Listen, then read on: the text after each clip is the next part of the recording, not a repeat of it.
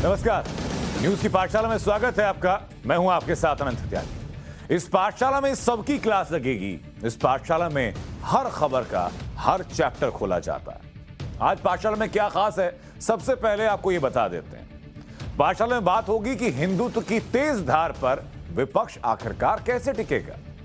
पाठशाला में बात होगी कि अयोध्या में एक साथ 8 सीएम, इसका संदेश क्या है, इसका मैसेज क्या है। हिंदुत्व के हॉटस्पॉट में अब अगला नंबर किस जगह का होगा, हॉटस्पॉट क्यों कह रहे हैं, पाठशाला में बताएंगे आपको इसकी वजह।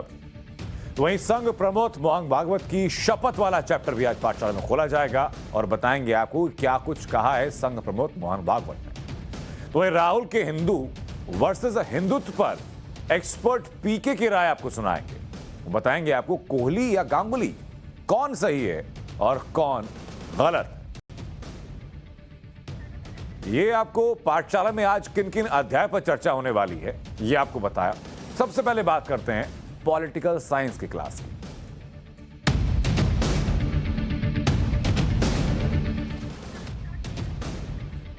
और पॉलिटिकल साइंस की क्लास में बात करते हैं सबसे पहले उत्तर प्रदेश के चुनावी चैप्टर की। बीजेपी के लिए उत्तर प्रदेश का एजेंडा बिल्कुल क्लियर है। हिंदुत्व की पिच पर बीजेपी की बैटिंग होती रही, यह साफ कर दिया गया। अब हिंदुत्व और विकास, इन दोनों पैमानों को साथ लेकर के बीजेपी चुनाव लड़ने के लिए रणनीति बना रही है। और जो रणनीति है, यह कहा जाए कि चुनावी पिच है, यह वो पिच है जिस पर बैटिंग विपक्ष के लिए बेहद मुश्किल साबित हो सकती है। मुश्किल क्यों आएगी, यह भी पाठशाला में आपको बताएंगे।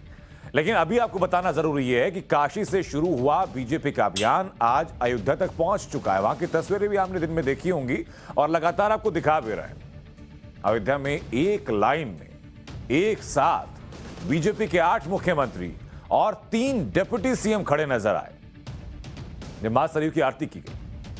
उसके साथ में बीजेपी के अध्यक्ष जेपी नड्डा भी मौजूद थे। मुख्यमंत्रियों के साथ उनकी पत्नियां मौजूद थी। और मुझे उम्मीद है कि शायद मेरी याद में तो नहीं, लेकिन शायद आपने भी कभी ऐसी तस्वीर पहले कभी देखी नहीं होगी। इन तस्वीरों ने एक बड़ा संदेश दिया है और वो संदेश ये है कि हिंदुत्व की पिच पर बीजेपी खुलकर बैटिंग करेगी। आपने कभी किसी धार्मिक जगह पर एक साथ इतने मुख्यमंत्री को देखा है पहले? क्या नहीं देखा होगा। यह पहली दफा हुआ है जब एक साथ किसी धार्मिक जगह पर इतने मुख्यमंत्री, उप मुख्यमंत्री सपरिवार मौजूद रहे हों और पार्टी के राष्ट्रीय अध्यक्ष भी वहां पर मौजूद हो। यह जगह है अयोध्या, जहां भगवान राम का मंदिर बन रहा है, भव्य मंदिर बन रहा है और उसका श्रेय भी बीजेपी अपने पाले में रखती है। अब आपको कुछ तस्वीरें दिखाते हैं। उनमें बीजेपी के राष्ट्रीय अध्यक्ष जेपी नड्डा की तस्वीर होगी, मध्य प्रदेश के मुख्यमंत्री शिवराज सिंह चौहान की तस्वीर होगी, हरियाणा के मुख्यमंत्री मनोहर लाल खट्टर की तस्वीर होगी और इनके साथ 8 मुख्यमंत्रियों ने सरयू घाट पर पूजा की। इसके अलावा इसके बाद जेपी नड्डा, असम के सीएम हेमंत बिस्वा शर्मा, शिवराज सिंह चौहान समेत बाकी सभी मुख्यमंत्रियों ने हनुमानगढ़ी के दर्शन किए, जिनको अयोध्या का कोतवाल कहा जाता है। और कहा जाता है कि रामलला के दर्शन करने से पहले आपको हनुमानगढ़ी में जाकर दर्शन करने होंगे। वही किया गया। पहले हनुमानगढ़ी के दर्शन हुए और उसके बाद जाकर के रामलला के दर्शन किए गए। आप याद कीजिए, दरअसल पहली बार साल 1991 जब कल्याण सिंह सीएम बने थे, मुख्यमंत्री बने थे, तो अपनी कैबिनेट के मंत्रियों के साथ अयोध्या पहुंच गए थे। तब उन्होंने अयोध्या में भव्य श्री राम मंदिर बनाने की शपथ ली थी। इसके बाद आता है साल 1992। राम मंदिर आंदोलन के दौरान लाल कृष्ण आडवाणी ने उसका परचम थामा था और उसके अलावा लाल कृष्ण आडवाणी, उमा भारती, अशोक सिंघल, विनय कटियार, इनके समेत बीजेपी के तमाम दिग्गज नेता एक साथ अयोध्या में थे। फिर अगस्त 2020 जब प्रधानमंत्री नरेंद्र मोदी ने राम मंदिर की नींव रखी और पूरा फोकस उस वक्त अयोध्या पर था। आज अयोध्या में दर्शन पूजन के बाद बीजेपी के अध्यक्ष और दूसरे मुख्यमंत्रियों ने क्या कहा, उसे भी आपको सुनवा देता है। यह हम सबके लिए बहुत ही खुशी का विषय है कि जहां हम लोगों ने काशी विश्वनाथ धाम का उद्घाटन माननीय प्रधानमंत्री श्री नरेंद्र मोदी जी के कर कमलों द्वारा देखा, जो ऐतिहासिक दिन के रूप में याद रखा जाएगा और भारत के सांस्कृतिक चेतना का एक स्वरूप, भव्य स्वरूप हम सबको देखने को मिला। आज हम सब लोग मुख्यमंत्रियों के साथ यहाँ आए हैं। करोड़ों देशवासियों के दिल में रामलला का भव्य मंदिर बने, ये सबकी आकांक्षा थी, वह पूरी हो रही है। प्रधानमंत्री जी ने पिछले वर्ष आके शिलान्यास किया है, काम उसका चल रहा है। आज हम सब लोग भी काशी धाम के बाद यहाँ रामलला के दर्शन भी करेंगे और भव्य राम मंदिर जो बन रहा है उसका भी अवलोकन करेंगे। परम सौभाग्य है कि आज रामलला के चरणों में हम आए हैं। मैं पहले आया था तब जब राम जन्मभूमि का आंदोलन चल रहा था और जौनपुर जेल में हम लगभग 9 दिन बंद रहे थे। इसके बाद अयोध्या में आकर रामलला के दर्शन किए थे। तब हम लोग कहते थे रामलला हम आएंगे, मंदिर वहीं बनाएंगे। आज सौभाग्य है, रामलला का मंदिर भी बन रहा है, उनके दर्शन भी करेंगे और राष्ट्र मंदिर भी बन रहा है। एक वैभवशाली, गौरवशाली, संपन्न और समृद्ध भारत का निर्माण मोदी जी के नेतृत्व में हो रहा है। सब सुखी हो, सर्वे भवन्तु सुखिना, सर्वे सन्तु निरामया, सर्वे भद्राणि पश्यन्तु, माँ कश्चित् दुर्भाग् भवेत्। सब सुखी हो, सब निरोग हो, सबका मंगल हो और सबका कल्याण हो, ये भाभी मांगा, ये यहाँ भी मांगेंगे और ऐसी कृपा उनकी बनी रहे। मोदी जी के नेतृत्व में देश आगे बढ़ रहा है, योगी जी के नेतृत्व में प्रदेश, उत्तर प्रदेश आगे बढ़ रहा है। रामलला को देखने का मौका मिलेगा तो अपने आप को भाग्यवान महसूस कर रहा हूँ। पहले काशी, उसके बाद अयोध्या, बीजेपी का जो एक एजेंडा है, हिंदुत्व का एजेंडा है, लगता है बीजेपी उस पर पूरी तरीके से आगे बढ़ रही है। हिंदुत्व एजेंडा नहीं है, हिंदू हमारा जीवन ही है, तो उसमें एजेंडा का क्या बात है, हिंदू है ही हम। उत्तर प्रदेश के चुनाव होने वाले हैं सर, आप इसको किस तरीके से देखते हैं? हम लोग तो यहाँ दूसरा काम में आ रहा हूँ। ये तस्वीरें आपने देखी और मुख्यमंत्री हेमंत बिस्वा शर्मा और शिवराज सिंह चौहान की बात आपने सुनी। अब यहाँ आपको एक और तस्वीर देखनी चाहिए और बहुत जरूरी भी है। ये तस्वीर अयोध्या की नहीं, ये तस्वीर है चित्रकूट की, जहां से हिंदू एकता की बात हो रही है। यहां हिंदू एकता महाकुंभ चल रहा है और इसमें संघ प्रमुख मोहन भागवत मौजूद हैं। 3 दिन के इस महाकुंभ में सनातनी धर्म, गुरु और विद्वान पूरे देश से मठ, मंदिरों, अखाड़ों के धर्माचार्य जुड़ रहे हैं इसमें।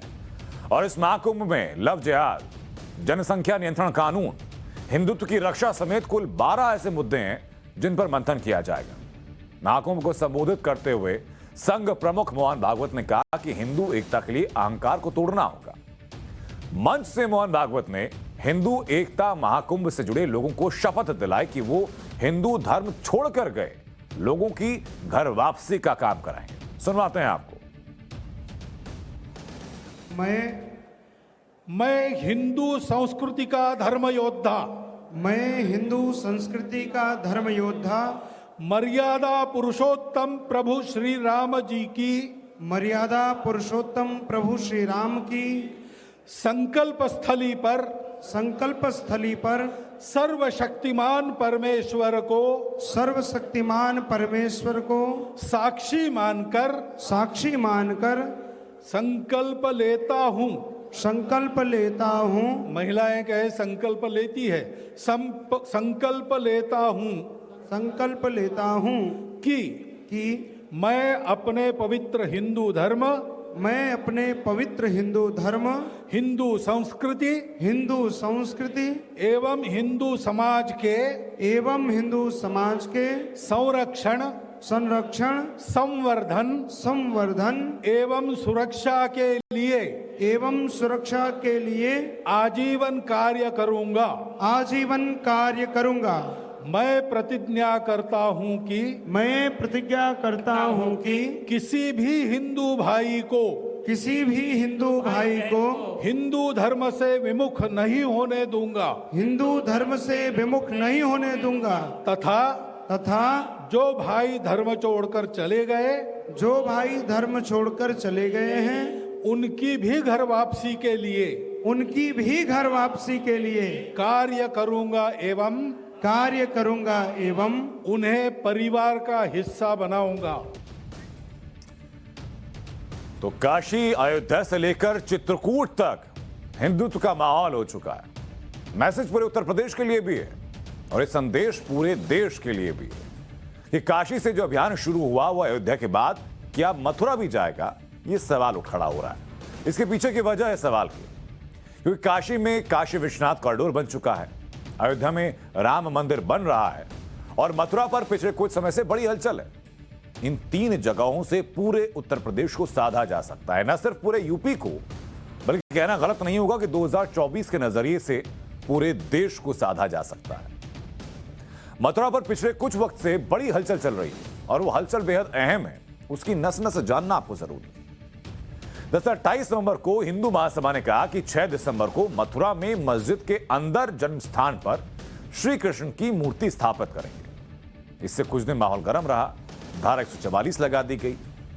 1 दिसंबर को उत्तर प्रदेश के deputy CM Keshav Prasad Maurya tweet करते हैं और ट्वीट करके कहते हैं कि अयोध्या और काशी में भव्य मंदिर निर्माण जारी है, अब मथुरा की बारी है। इसके ठीक 7 दिन बाद 8 दिसंबर को सीएम योगी आदित्यनाथ मथुरा गए और जन्मस्थान के 10 किलोमीटर के दायरे में मांस और शराब की बिक्री पर उन्होंने रोक लगा दी। 2 दिसंबर को सुशांत सिन्हा ने मुख्यमंत्री योगी आदित्यनाथ का इंटरव्यू भी किया था और इस इंटरव्यू में उनसे मथुरा के बारे में भी सवाल किए थे। मुख्यमंत्री ने सवाल का सीधा जवाब तो नहीं दिया था, लेकिन संकेतों में उन्हें बहुत कुछ कह दिया था। क्या मथुरा में मंदिर या जन्मभूमि का जो स्थान है वहां पर वो मस्जिद हटना क्या आपके एजेंडे में है? मथुरा में तो भगवान कृष्ण की ही पूजा होती है, अयोध्या में भगवान राम की पूजा होती है, काशी में बाबा विश्वनाथ जी की पूजा होती है, मथुरा में भगवान कृष्ण की पूजा होती है, बरसाना में राधा रानी की पूजा होती है। मुझे लगता है कि ये सभी राजनीतिक एजेंडे से ऊपर है। एक सोशल मीडिया पे मैसेजेस चल रहे हैं कि योगी जी दोबारा आएंगे तो मथुरा में वो मस्जिद हटेगी। मैं तो जाता ही हूँ, मैं मथुरा अभी हाल ही में गया था, 15 दिन पहले मैं गया। नहीं, सत्ता में दोबारा आएंगे तो मस्जिद हट जाएगी। देखिए मैंने क्या कहा, आस्था का सम्मान हमारी प्राथमिकता है, हम आस्था का सम्मान कर रहे हैं। और मथुरा में किसी से भी पूछेंगे कि मथुरा में किसकी पूजा होती है तो हर व्यक्ति कहेगा कि भगवान श्री कृष्ण की पूजा मथुरा में होती है, राधा रानी की लोग वहां आराधना करते हैं। तो फिर बनने और बिगाड़ने, पूजा तो आस्था का प्रश्न है, इसमें बनने बिगाड़ने की बात ही कहां से आ जाती है? तो जो जैसा है चलेगा। हमने कहा ना, आस्था का सम्मान सरकार कर रही है, तो कार्यक्रमों को आगे बढ़ा। तो यानी हिंदू और हिंदुत्व के मुद्दे पर बीजेपी का स्टैंड एकदम साफ है, एकदम क्लियर है और ये बीजेपी की राजनीति का वो बूस्टर डोज है जिसके सामने विपक्ष हमेशा बेबस और बेअसर होता नजर आया और इसलिए राहुल गांधी हिंदू और हिंदुत्व में अंतर बताते हुए घूम रहे हैं। यही वजह है कि ममता बनर्जी गंगा में पीएम मोदी की डुबकी लगाने को चुनावी स्टंट बता रही हैं। पहले आपको राहुल गांधी को सुनना चाहिए कि उन्होंने कुछ दिन पहले जयपुर में क्या कहा था। देश की राजनीति में आज 2 शब्दों की टक्कर है, अलग शब्दों की, इनके मतलब अलग हैं। एक शब्द हिंदू, दूसरा शब्द हिंदुत्ववादी। ये एक चीज नहीं है, ये 2 अलग शब्द हैं और इनका मतलब बिल्कुल अलग है। मैं हिंदू हूं मगर हिंदुत्ववादी नहीं हूं। ये सब हिंदू हैं मगर हिंदुत्ववादी नहीं है। और आज मैं आपको हिंदू शब्द और हिंदुत्ववादी शब्द के बीच में फर्क बताना चाहता हूं। भाइयों और बहनों, महात्मा गांधी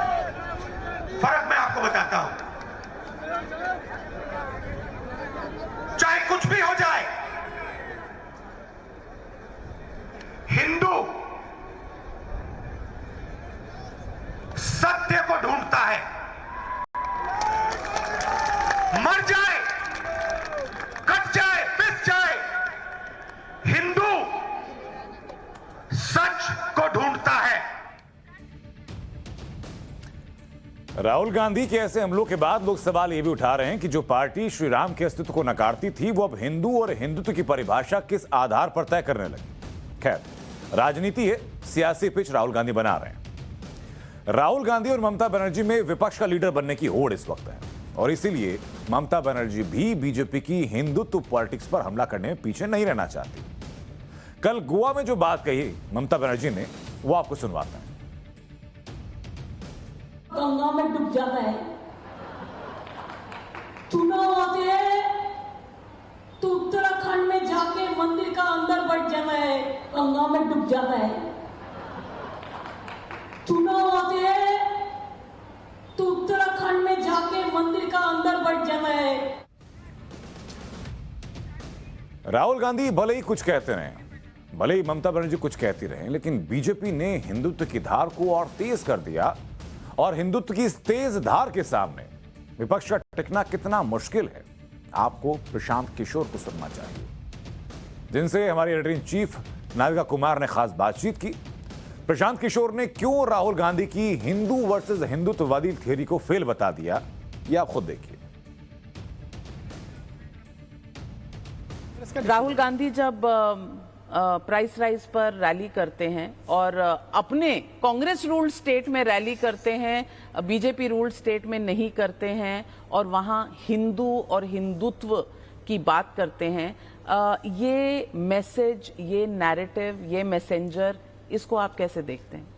देखिए, रैली तो आदमी वही करता है जहां उसकी ताकत होती है, तो वो सोचता है कि भाई रैली वहां करें जहां भीड़ जुटाने में आसानी होगी। उस हिसाब से उन्होंने राजस्थान में किया होगा, तो उसमें कोई बहुत प्रॉब्लम मैं नहीं देखता हूं। जहां तक ये जो ऑफ लेट ये जो डिबेट चल रहा है, हिंदुइज्म, हिंदुत्व एंड अभी एक नया वर्ड हिंदूवादी हम लोगों ने सुना, मुझे लग रहा है कि ये अननेसेसरी चीज है and it's like getting into the trap. I don't know who are advising them, but this is what BJP would love it. अगर आप कांग्रेस हैं और आप अपना एक प्राइम स्पीच का एक बड़ा हिस्सा इस पे लगाते हैं कि हिंदू और हिंदूवादी में क्या डिफरेंस है या हिंदू और हिंदुत्व और हिंदुइज्म में क्या फर्क है, तो ये तो बीजेपी को सूट करता है।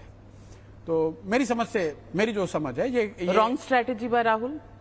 अब मैं रॉन्ग और राइट तो भाई वो लोग बहुत बड़े लोग हैं, इतनी बड़ी पार्टी है, उनको ज्यादा समझदारी है, लेकिन मैं ऐसा समझता हूं कि ये अननेसेसरी है और इसका कोई फायदा नहीं होगा। ममता बनर्जी जब कहती हैं कि मैं ब्राह्मण हूं, नहीं, जब बीजेपी ये कहती है कि ममता मुसलमान हैं, तो वो कह रही है कि मैं ब्राह्मण हूं या मैं हिंदू हूं, अच्छा, ये एक बात है। वो जब हिंदू की बात करती है तो वो अलग है, हिंदू की बात राहुल की बात अलग है। मैं आपको ये कह रहा हूं, वो ये कहना कि मैं हिंदू हूं, ये बात है। दूसरी कि भाई हिंदू कौन है और हिंदूवादी कौन है, हिंदू कौन है और हिंदुत्व और हिंदुइज्म में क्या फर्क है, इस डिबेट का तो कोई मतलब नहीं है। तो पाठशाला में अब एक और बहुत जरूरी क्लास और बहुत जरूरी तस्वीरें भी जो पूरे देश को देखना बेहद जरूरी है। जो नेता अभिव्यक्ति की आजादी की बड़ी बड़ी बातें करते हैं, जो नेता कहते हैं कि लोकतंत्र खतरे में है, लोकतंत्र की हत्या हो रही है, लोगों की आवाज दबाई जा रही है, उन्हीं नेताओं की सरकारों में क्या हो रहा है ये पूरा देश आज देख। आपको संगरूर की कुछ तस्वीरें दिखाते हैं। संगरूर इलाका पंजाब में आता है। पंजाब में कांग्रेस की सरकार है। वहां के सीएम के सामने बेरोजगार युवा अपने हक की आवाज उठाने पहुंचे तो उनका मुंह बंद कर दिया गया। तस्वीरें आपके सामने। सीएम के सामने मुंह ना खुले, इसके लिए इनके मुंह दबा दिए गए। मुख्यमंत्री के कानों तक पंजाब सरकार मुर्दाबाद के नारे ना पहुंचे, इसके लिए इनकी आवाज को दबा दिया गया। सुनाते हैं आपको, आप सुनिए कि वहां क्या हो रहा है और तस्वीरें देखिए।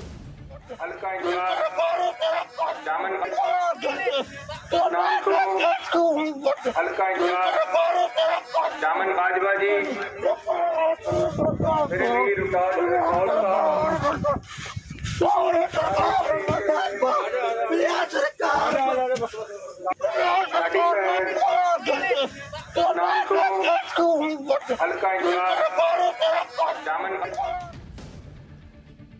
ये युवा अपने हक की आवाज लेकर के वहां पहुंचा था। ये चाहता था कि मुख्यमंत्री तक उसकी आवाज पहुंचे, सरकार तक आवाज पहुंचे, लेकिन मुख्यमंत्री के कारिंदों ने, सरकार के कारिंदों ने न सिर्फ इनको कार्यक्रम स्थल से घसीटकर बाहर कर दिया, बल्कि मुंह पर हाथ रखकर, ताकि आवाज हलक से बाहर ना आ सके, मुंह पर हाथ रख के इनको बाहर ले गए। प्रदर्शनकारी सिर्फ पुरुषों के साथ ही नहीं बल्कि महिलाओं के साथ भी यही बर्ताव किया गया। जिनकी आवाज दबाई गई वो बेरोजगार बीएड टीईटी पास शिक्षक।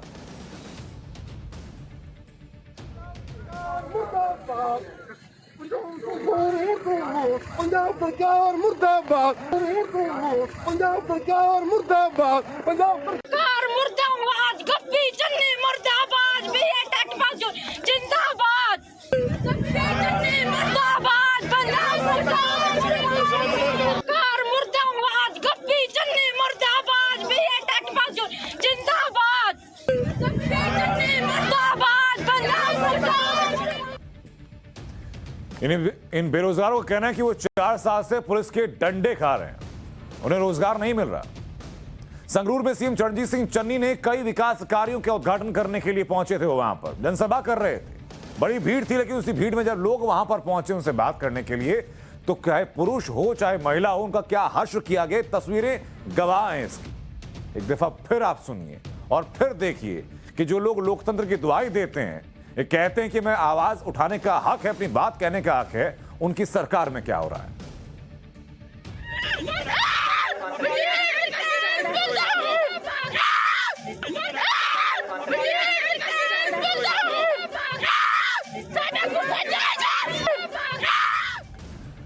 संगरूर के फतेहगढ़ सन्ना गांव में एक सीमेंट फैक्ट्री का उद्घाटन करने के दौरान यह हंगामा हुआ है। बेरोजगारों का कहना है कि शिक्षकों के 9,000 पोस्ट की भर्ती अभी तक जारी नहीं की गई है। पंजाब में शिक्षकों की बेरोजगारी का मुद्दा इस वक्त गरमाया हुआ है और इसी को लेकर के अपने हक की आवाज, अपनी जरूरत की आवाज बुलंद करने के लिए ये लोग वहां पहुंचे। खुद पंजाब के मुख्यमंत्री को भी इस बर्ताव में कुछ गलत नजर नहीं आ रहा है। उनके मुताबिक ये महज एक स्टंट है कि जो लोग वहां पहुंचे थे अपनी बात कहने के लिए और उनका मुंह दबा करके उनको मैदान से बाहर ले जाया गया। बाहुलिया काम 2-4 जने होंगे इस तरह हर प्रोग्राम च आ जाते हैं। बाहुलिया काम 2-4 जने होंगे इस तरह हर प्रोग्राम च आ जाते हैं। सीएम कह रहे हैं कि 2 या 4 लोग होते हैं जो हर प्रोग्राम में आ जाते हैं परेशान करने के लिए। यानी ये लोग जो अपने हक की आवाज उठाने वहां पहुंचे थे, सरकार से पूछने पहुंचे थे कि आपने अब तक भर्ती जारी क्यों नहीं की गई, वो एजेंडे के तहत आए थे। ये मानना है पंजाब के मुख्यमंत्री का। पंजाब के सीएम के मंच के सामने यह सब हो रहा था, लेकिन राहुल गांधी इन तस्वीरों पर एकदम खामोश है। जो संसद जाकर आए दिन कहते हैं कि लोकतंत्र खतरे में है, विपक्ष की आवाज दबाई जा रही है, प्रियंका गांधी भी चुप हैं। जो उत्तर प्रदेश में जाकर के चुनावी नारा देती हैं कि लड़की हूं, लड़ सकती हूं, पंजाब में जब लड़की पहुंची अपनी बात करने के लिए तो उस लड़की का मुंह दबा दिया जाता है। लेकिन जो नारा दे रहे हैं लड़की हूं, लड़ सकती हूं, वो पंजाब पर खामोश क्यों? हाउस में जिन चीजों के बारे में ऑपोजिशन डिबेट करना चाहती है, वो डिबेट सरकार नहीं होने देती है। और जहां भी ऑपोजिशन अपनी आवाज उठाने की कोशिश करती है तो धमकाकर, डराकर उनको सस्पेंड करके सरकार काम करती है। ये लोकतंत्र की हत्या है। पार्लियामेंट हाउस में डिस्कशन होना चाहिए, सब मुद्दों पर डिस्कशन होना चाहिए, मगर जो डिस्कशन हम करना चाहते हैं वो हमें करने नहीं दिया जाता है। सरकार के ऊपर हम सवाल उठाना चाहें, सरकार सवाल उठाने नहीं देती। 3-4 ऐसे मुद्दे हैं जो सरकार मतलब नाम तक लेने नहीं देती है। और आप लोग भूले नहीं होंगे, आपको याद होगा कि जब राजस्थान में बेरोजगार युवाओं की आवाज नहीं सुनी जा रही थी तो प्रियंका गांधी से गुहार लगाने की मजबूरी में सैकड़ों बेरोजगार युवा लखनऊ तक पहुंच गए थे। बेरोजगारों की भीड़ लखनऊ में कांग्रेस दफ्तर के बाहर जम गई थी, खड़ी हो गई थी, जाकर के बैठ गई थी महिलाएं वहां जाकर के। कांग्रेस कार्यकर्ताओं से उनकी झड़प भी हुई। चूंकि उत्तर प्रदेश में चुनाव है और ये मुद्दा कांग्रेस के लिए उल्टा ना पड़ जाए, इसलिए राजस्थान के मुख्यमंत्री अशोक गहलोत और कांग्रेस महासचिव प्रियंका गांधी ने उन्हें आश्वासन दिया, लेकिन सिर्फ आश्वासन दिया। इस आश्वासन से बात नहीं बनी। 7 दिन तक लगातार बेरोजगार युवाओं ने धरना प्रदर्शन किया, जिसके बाद राजस्थान सरकार ने उनकी मांगे मानने का लिखित आश्वासन आखिरकार उनको देना पड़ा। आपको अब झारखंड लिए चलते हैं, झारखंड की तस्वीर आपको दिखाते हैं। वहां कांग्रेस उनके सहयोगियों की सरकार है। कुछ महीने पहले स्टूडेंट्स पर लाठियां वहां बरसाई गई थी, वो तस्वीरें आपके जहन में ताजा होंगी, आपको दोबारा दिखा भी देते हैं। 6 अगस्त, तारीख नोट कर लीजिए, 6 अगस्त 2021 की तस्वीरें हैं। 12वीं के 34,000 बच्चे फेल हो गए थे। बच्चों ने धनबाद में डीसी दफ्तर में विरोध प्रदर्शन किया। उसके बाद पुलिस और एसडीएम ने उनको लाठियों से मारकर भगाया। छात्राएं भी इसमें शामिल थी। छात्राओं को भी बख्शा नहीं गया था। ये छात्र थे जिनके ऊपर लाठियां बरसाई गई। दर्जनों स्टूडेंट्स बुरी तरह से घायल हो गए थे। और ये लोग कौन थे? ये लोग 12वीं के नतीजों का विरोध कर रहे थे। इनका कहना था कि जब 12वीं के नतीजे 11वीं के आधार पर निकाले गए हैं और 11वीं वो पास हैं, तो फिर 12वीं पर फेल कैसे कर सकते हैं? यानी कि वो 12वीं के विद्यार्थी थे जो सरकारी फॉर्मूले के आधार पर ये जानने पहुंचे थे कि अगर सरकार ने तय किया गया, बोर्ड ने तय किया कि 11वीं के आधार पर 12वीं के नतीजे तय किए जाएंगे और वो तमाम बच्चे, वो हजारों बच्चे 11वीं कक्षा में पास थे, तो उनको 12वीं में फेल कैसे कर दिया गया? वो सिर्फ ये जानने के लिए पहुंचे थे। उनको जवाब मिला लाठी से। ये राजनीति की क्लास की बात हुई। अब बात करते हैं खेल की दुनिया की, यानी स्पोर्ट्स की क्लास की।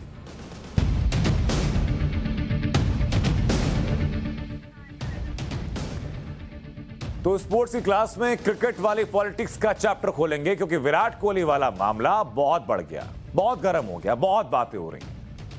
आज विराट कोहली ने सामने आकर के कई खुलासे किए, लोगों से बात की, मीडिया से बात की। कोहली की बातें और बीसीसीआई अध्यक्ष सौरव गांगुली की बातों में एकदम विरोधाभास है।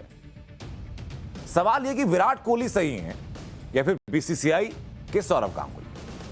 इसके पीछे की वजहें हैं, वो वजह आपको सिलसिलेवार तरीके से बताते हैं।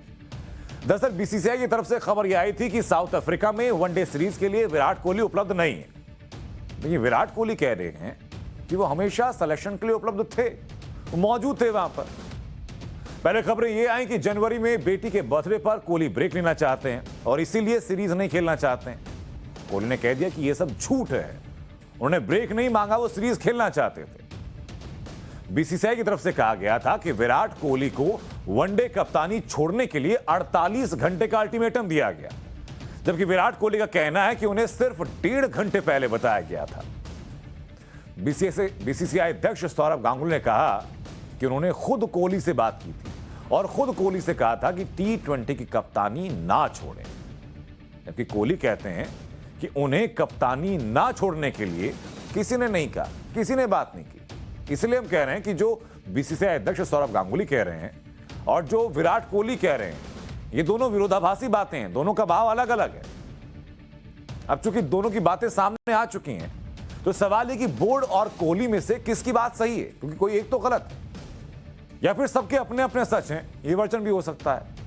लेकिन सबके बीच सबसे बड़ा सच ये कि इस पूरे टकराव में नुकसान भारतीय क्रिकेट का हो रहा है, क्योंकि पिछले कुछ अरसे से ये सीधे संकेत मिल रहे हैं कि भारतीय क्रिकेट में सब कुछ ठीक नहीं है। विराट कोहली और रोहित शर्मा के बीच बड़ा टकराव है।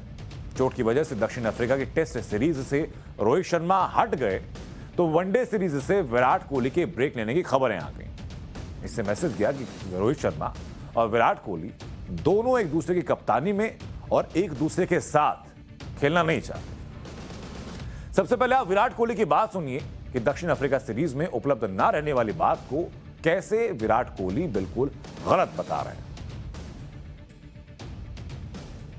Well, I was and I am available for selection all this time. You should not be asking me this question. Honestly, this question should be asked to people who are writing about these things and their sources. Because as far as I'm concerned, I was always available. I have not had any communication with the BCCI to say that I want to rest. So, there were a few things that came out in the past as well, where it was said that I was attending some events or something, which was absolutely not true either. So, all these people who are writing these things and their sources, to me, they're absolutely not credible. So as I said, I am available for selection for the ODIs in South Africa, and I was always keen to play. तो विराट कोहली और BCCI का यह टकराव 8 दिसंबर को बढ़ गया जब दक्षिण अफ्रीका दौरे के लिए टेस्ट टीम का ऐलान हुआ। बीसीसीआई ने एक प्रेस रिलीज जारी की थी उस वक्त, आपको याद होगा। इसमें 26 दिसंबर से शुरू होने वाले 3 टेस्ट की सीरीज के लिए टेस्ट टीम के प्लेयर्स के नाम बताए गए। लेकिन इसी प्रेस रिलीज की आखिरी की एक लाइन में लिख दिया गया कि सिलेक्शन कमेटी ने वनडे के लिए रोहित शर्मा को कैप्टन बनाने का फैसला किया गया। यह सभी के लिए हैरानी की बात थी, क्योंकि T20 वर्ल्ड कप से ठीक पहले विराट कोहली ने कहा था कि वो T20 की कप्तानी छोड़ रहे हैं, लेकिन वनडे और टेस्ट टीम की कप्तानी करते रहेंगे। लेकिन अचानक एक दिन प्रेस रिलीज जारी की जाती है और प्रेस रिलीज की आखिरी एक लाइन में उन्हें वनडे की कप्तानी से हटा करके रोहित शर्मा को कप्तान बनाने की बात बहुत लोगों के गले आसानी से नहीं उतरी। विराट कोहली ने खुलासा किया कि जब उन्होंने T20 की कप्तानी छोड़ने के बारे में बोर्ड को बताया था तो बोर्ड ने इसे सही कदम बताया था। विराट ने बोर्ड को यह भी बता दिया था कि वो टेस्ट और वनडे कप्तानी की जिम्मेदारी उठाने के लिए फिलहाल तैयार हैं। लेकिन बीसीसीआई का यह लॉजिक कि विराट कोहली को T20 की कप्तानी छोड़ने से मना किया गया था और जब विराट कोहली नहीं माने तो सेलेक्टर्स और बोर्ड ने फैसला कर दिया कि T20 और वनडे में अलग अलग कप्तान नहीं रखे जा सकते, इसीलिए रोहित शर्मा को T20 के साथ साथ वनडे की कप्तानी भी दे दी गई। अब विराट कोहली और बीसीसीआई दोनों अपनी अपनी जगह पर सही हो सकते हैं, लेकिन विराट कोहली की आज की बातों से सीधा मतलब यही निकलता है कि जिस तरह से उन्हें वनडे की टीम की कप्तानी से हटाया गया वो तरीका गलत था। उनसे वनडे कप्तानी पर कोई बात नहीं की गई थी, सीधा ही बता दिया गया कि अब वनडे कैप्टन वो नहीं रहेंगे। सुनाता है कोहली ने इस पर आज क्या कहा। Whatever was said about the communication that happened during the decision that was made was inaccurate. I was contacted 1.5 hours before the selection meeting on the 8th for the test series, and there was no prior communication with me at all since I announced the T20 captaincy decision up till the 8th of December, where, as I said, I got a call 1.5 hours before the selection meeting, and the chief selector discussed with me the test team, to which we both agreed. And before ending the call, I was told that the 5 selectors have decided that I will not be the ODI captain, to which I replied, okay, fine. And in the selection call afterwards, we chatted about it briefly, and that's what happened.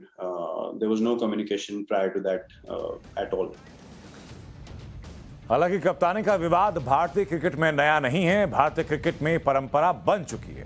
फिर चाहे कोई कितना भी बड़ा खिलाड़ी क्यों ना हो, ऐसा हम क्यों कह रहे हैं उसके पीछे का आंकड़े आपको बताते हैं। 1958-1959 में एक सीरीज में 4 कप्तान बदले गए। वेस्ट इंडीज की टीम भारत दौरे पर आई थी। वीरू माकड़, गुलाम अहमद, पॉली उमरीकर और हेमू अधिकारी, इन 4 लोगों ने कप्तानी की। 1975 में वेस्ट इंडीज का भारत दौरा रहा। कप्तान मंसूर अली खान पटौदी चोटिल हो गए। फारूक इंजीनियर को कप्तान बनना था, इंजीनियर की जगह वेंकट राघवन को कप्तान बना दिया गया। 1971 में मंसूर अली खान पटौदी को हटाया गया, बिना बताए अजीत वाडेकर को कप्तान बना दिया गया। अजीत वाडेकर को पड़ोसियों ने कप्तान बनने की जानकारी दी, उनको पता भी नहीं था। 1980 में जो पूरा दशक रहा उसमें कई दफा ऐसा हुआ जब कप्तान बदले गए।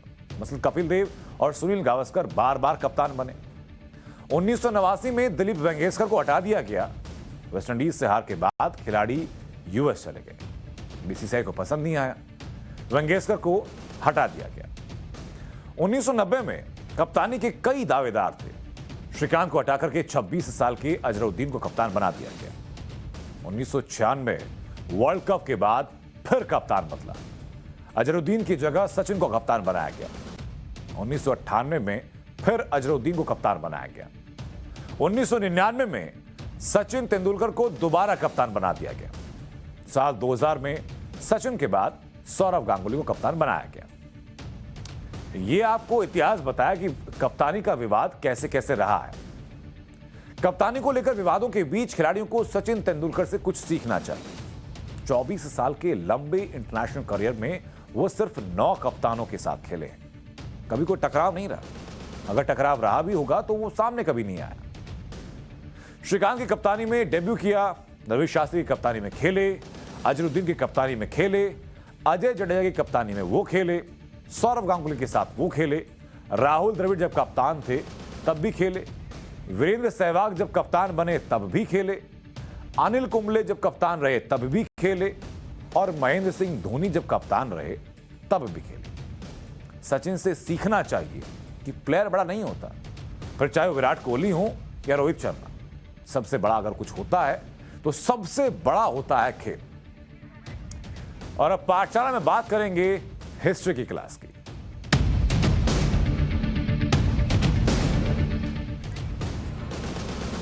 तो पाठशाला की हिस्ट्री की क्लास में मुगल सीरीज में हम आपको अकबर का चैप्टर बता रहे थे। आगे बढ़ने से पहले पिछली क्लास का एक बार रिवीजन कर लेते हैं, क्योंकि रिवीजन अगर आप करते हैं तो चीजें ध्यान में रहती हैं। हल्दी घाटी के मैदान में अकबर और महाराणा के बीच युद्ध हुआ। कई इतिहासकार हल्दी घाटी में अकबर की जीत बताते हैं, लेकिन कई रिसर्चर्स ने इस युद्ध में महाराणा प्रताप की जीत का दावा किया। हल्दी घाटी के युद्ध के बाद महाराणा ने लोगों को जमीन बांटी थी। उस समय जमीन देने का जो अधिकार था वो केवल राजाओं को होता था, उसके अलावा और कोई नहीं। तो इसी बिना पर कुछ इतिहासकारों का कहना है कि कोई नहीं जीता था इस मामले में, लेकिन इसके बाद भी मुगलों ने काफी इलाके पर कब्जा किया था। उसके बाद क्या हुआ, अब आज की कक्षा में आपको यह बताते हैं। हल्दी घाटी के 4 घंटे के युद्ध में राजपूतों ने मुगलों की हालत खराब कर दी थी, लेकिन मुगल सैनिकों की संख्या ज्यादा थी और महाराणा प्रताप भी घायल हो चुके थे। महाराणा का जो घोड़ा था चेतक, वो भी उस वक्त तक वीर गति को प्राप्त हो चुका था, जिसके बाद शक्ति सिंह ने महाराणा को अपना घोड़ा दिया। उस घोड़े पर सवार होकर के महाराणा अरावली की पहाड़ियों पर पहुंचे। पहाड़ी इलाकों में महाराणा की मुलाकात भीलों से हुई। भीलों का सरदार था जो कि महाराणा का वफादार था। भीलों ने एक गुफा में महाराणा के इलाज की व्यवस्था की। अरावली की पहाड़ियों पर महाराणा का पूरा परिवार आ गया। अकबर ने महाराणा को अधीनता स्वीकार करने के लिए पत्र लिखे। महाराणा प्रताप ने अकबर के सारे प्रलोभनों को अस्वीकार कर दिया। महाराणा ने चित्तौड़ को आजाद कराने का संकल्प उस वक्त लिया और इसी दौरान मुगल सेना ने मेवाड़ पर कब्जा करने के लिए कई बार हमले किए। कई इतिहासकार कहते हैं कि मेवाड़ पर 17 बार हमले हुए, कई कहते हैं कि 35 बार हमले हुए। लेकिन एक बात शाश्वत है कि बार बार हमलों के बाद भी अकबर मेवाड़ जीत नहीं पाया था। महाराणा प्रताप की वीरता के सामने मेवाड़ पर कब्जा करने का अकबर का सपना ही रह गया था। महाराणा प्रताप अपने परिवार के साथ जंगलों में कठोर जीवन जी रहे थे। इसकी खबर जब मिली तो अकबर हैरान हो गया। उसने सच्चाई जानने के लिए गुप्तचर को जंगल में भेजा। उस गुप्तचर ने अकबर को महाराणा प्रताप के कठोर जीवन के बारे में जानकारी दी। महाराणा प्रताप के त्याग से अकबर हैरान रह गया। अकबर ने मुगल दरबार में महाराणा की तारीफ की। महाराणा के स्वाभिमान से अकबर प्रभावित हुआ। अब्दुल रहीम खान ने महाराणा के बारे में लिखा, इस संसार में सभी नाशवान हैं। राज्य और धन किसी भी समय नष्ट हो सकता है, लेकिन महान व्यक्तियों की कीर्ति कभी खत्म नहीं होती। प्रताप ने धन और भूमि को छोड़ दिया, परंतु उसने कभी भी अपना सर नहीं झुकाया। हिंदू राजाओं में वो इकलौता ऐसा राजा है जिसने अपनी जाति के गौरव को बचाए रखा। अकबर जहां महाराणा से प्रभावित हो गया था, तो वहीं जंगल में महाराणा के सामने मुश्किलें लगातार बढ़ती जा रही थी। अपने परिवार की चिंता उनको सताने लगी थी। पहाड़ों जंगलों में रहते हुए महाराणा किसी तरह से समय व्यतीत कर रहे थे। उनको अपनी चिंता नहीं थी, लेकिन परिवार इस तरह की कठिनाइयों का आदी नहीं था।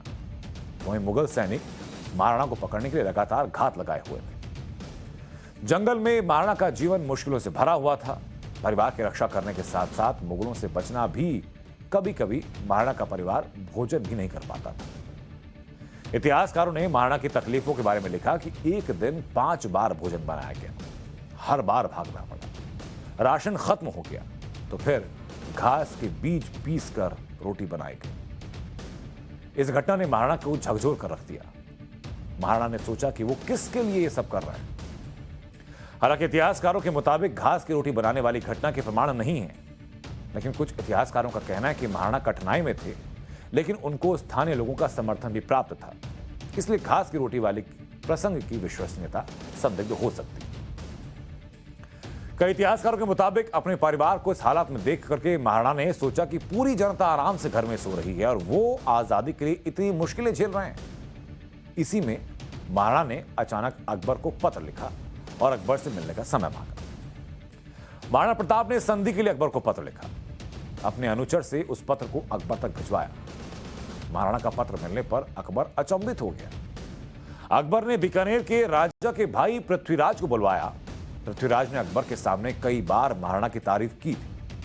पृथ्वीराज ने अकबर से कहा कि महाराणा ऐसा नहीं कर सकते। इस पर अकबर ने पृथ्वीराज से पत्र की जांच करने के लिए कहा। पृथ्वीराज ने राठौर डिंगल भाषा में कविताएं भी लिखी थी।